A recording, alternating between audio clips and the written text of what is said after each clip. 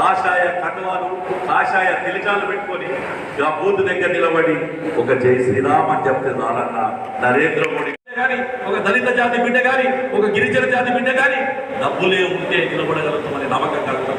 కేవలం కార్యకర్తల బలంతో గెలవగలుగుతామని నమ్మకం కలిగించింది రూరల్ ఎలక్షన్. కాబట్టి నేను అందరికీ మరొకసారి చెప్తున్నాను, ఇంకా 2-3 గంటలే ప్రచారక సమయం ఉంది. ఊర్లోకి వెళ్ళాలి. ఇవాళ సాయంత్రం నుంచి రేపటిదాకా కండవా లేకుండా కాషాయ కండ వేసుకొని తిరగచ్చు. చేతిలో కమలం ఉండదు, కానీ ఇల్లు తిరగచ్చు, దండం పెట్టచ్చు.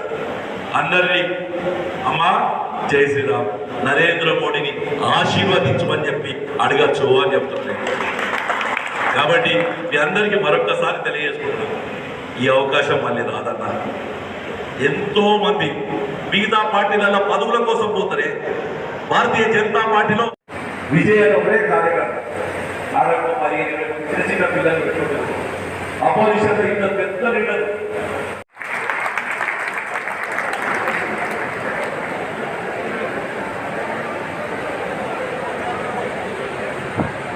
చేసి విజయోత్సవ సభ పెట్టుకున్నందుకు మీరు పూనుకోవాలని చెప్తూ ఈ అవకాశం ఇచ్చినటువంటి మీ కష్టం అన్న, నన్ను పిలిచిండన్నా, నన్ను చూడలేదన్నా, నాకు నమస్తే పెట్టలేదన్నా, మావాడు పక్కోడు నాకు ఒక్కడే నిన్న వచ్చి నన్ను పెత్తనం చేస్తుండన్నా అన్నా. నేను ఒక విషయం చెప్తా, చెర్ల పాత నీరు కొత్త నీరు కలిపితేనే నీరు వాడతాయి. ఎందుకంటే చెర్ల ఉట్టి పాత నీరే పెట్టినమనుకో పాకులు బట్టి ఆ నీళ్లు చేపలకు కూడా పనికిరావు అన్న, చెర్ల జీవించే జీవులకు కూడా పనికిరావు. అలాగే పాత కొత్త రెండు లేకపోతే అసలు కలవలిక లేదు. మనమడు పుట్టినని తాతని ఇంట్లోకి వెళ్ళగొడతామా? లేదు, తాత ఉన్నాడని చెప్పి మనమని ఇది పుట్టినోని బయట పెడతామా? చెప్పుది. మనమడే, తాతనే, కొత్తనే, పాతనే. ఇద్దరు పాత వాళ్ళ త్యాగాన్ని మర్చిపో. ఎంత పెద్ద మనమడైనా కావచ్చు. ఇలా నేను చెప్తున్నా, నేను సీతారామరావు అని మా తాత మనమని తప్ప దినేష్ తాత సీతారామరావు మనమని ఎక్కడ కాదు. నేను ఇవాళ చెప్తున్నాను, నా తాత పేరు తర్వాత నా పేరేస్తాను.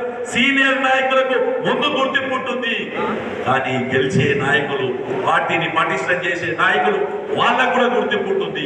కొత్త పాత అని చెప్పి వాడికి పెత్తనం ఇచ్చిరు, వీడికి పెత్తనం ఇచ్చిరు, అదైంది ఇదైంది అని చెప్పి దయచేసి మీరు అనేలా భావించదని తెలియదు.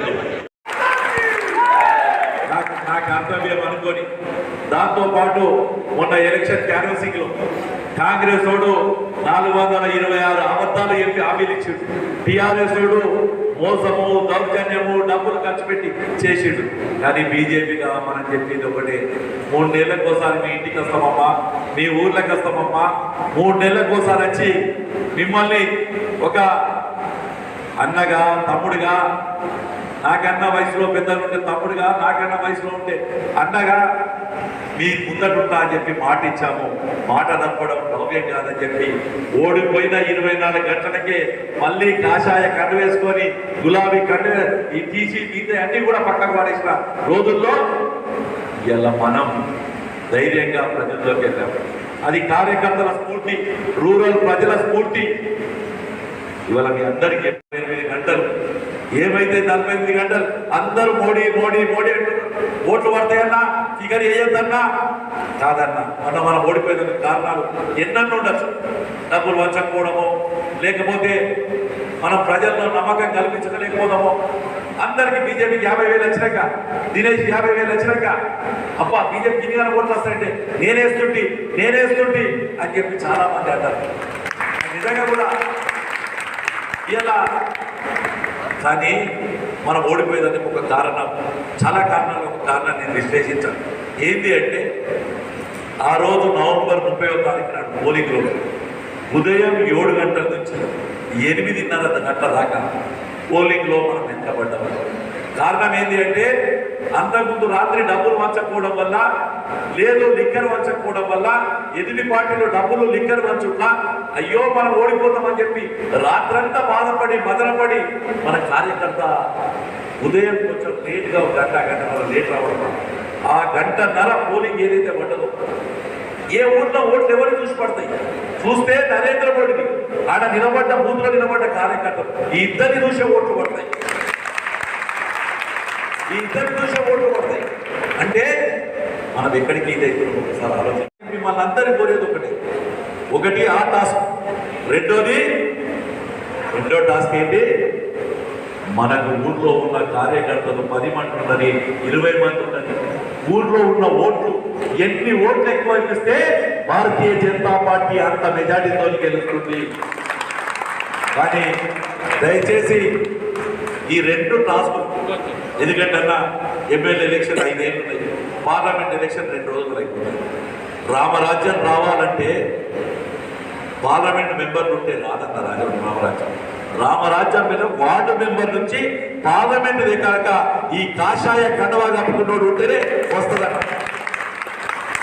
నేను ఎందుకు తిరుగుతున్నా నరేంద్ర మోడీ చూసి అందరూ ఓట్లు వేసుకోలేదు నరేంద్ర మోడీ చూసి మనకు అవసరం లేదు కదా తిరుగుడు నరేంద్ర మోడీ కోసం ఓట్లాడాల్సిన అవసరం లేదు ఇంతకుముందు చిన్నపల్లి పోయినా ఒక అక్క అంటుంది ఆయా అంటుంది పెద్దమ్మ తల్లి ఏమంటుంది నువ్వెందుకు తిరుగుతున్నావు బాబు గింత ఏంటరా మేమందరం మోడీకి వేద్దామని ఎప్పుడు అనుకుంటే నువ్వెందుకు తిరుగుతున్నావు పోవాలబట్టే అంటే ప్రజలు సిద్ధంగా ఉంటారు ఓ పెద్ద మనిషి నిన్న కొండూరు పోయినా సిరికొండ కొండూరు పోయినా పోతే ఒక పెద్ద మనిషి 70 ఏళ్ళు ఉన్నాడు అరుగు మీద కూర్చున్నాడు తాత నరేంద్ర మోడీ ఆశీర్వదించంటే కరోనా సమయంలో నా కుటుంబంలో ఉన్న వాళ్ళందరినీ ప్రాణాలతో కాపాడిండు నరేంద్ర మోడీ నేను ఆ నరేంద్ర మోడీ కోసం ఒక ఓటేది నేను ఏ విధంగా ఇచ్చేందుకు సిద్ధంగా అని చెప్పి ఇది ప్రదర్శిస్తున్న పరిస్థితి ఒక సిన్నపల్లికి సంబంధించిన ఒక రెడ్డి తల్లి మొన్న ఎలక్షన్ అయినాక ఊరికి పోతే అడుగుతుంది అన్నా నువ్వు బీజేపీ నుంచి నిలబడ్డావు కదా అవునన్నా నా బిడ్డకు నా ఆడబిడ్డ ఉంది నాకు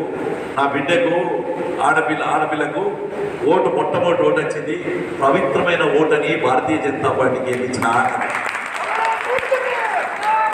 నేను అడిగిన అక్క ధన్యవాదాలు ఎందుకంటే పవిత్రం అనేది భారతీయ జనతా పార్టీకి ఉంది ఇవాళ ఉపాధి హామీ పని నడిచినప్పుడు కాంగ్రెస్ టీఆర్ఎస్ పోతే విపరీతంగా తిట్టి పంపిస్తారు పబ్లిక్ అలా కానీ బీజేపీ వాళ్ళు పోతే నవ్వుకుంటూ పంపిస్తున్నారు నవ్వుకుంటూ రిసీవ్ చేసుకుంటున్నారు